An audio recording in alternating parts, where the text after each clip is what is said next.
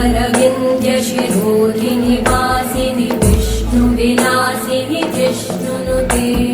भगवति हेशिति कण्ठकुटुम्बिनि भूरि कुटुम्बिनि भूरि कृते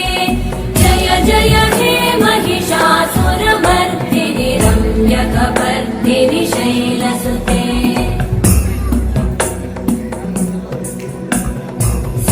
सुरवरवर्षिणि दुर्धरधर्षिणि दुर्मुखमर्षिणि हर्षरते त्रिभुवनपोषिणि शङ्करतोषिणि कल्मषमोषिणि घोषरते तनुजनिरोषिणि दिविसुतरोषिणि दुर्मदशोषिणि सिन्धुसुते जय जय हे महिषासुरमर्दिनि रम्यकपर्दिनि शैलसुते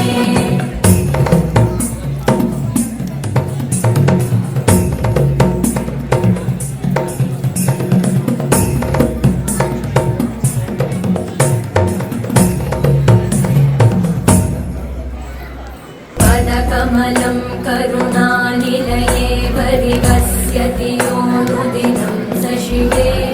मयि कमले कमलानिलये कमलानिलय स कथं न भवेत् तव पदमेव परं पदमित्यनुशीलयतो मम किं न शिवे जय जय हे महिषासुरमर्दिनि रम्यकपर्दिनि शैलसुते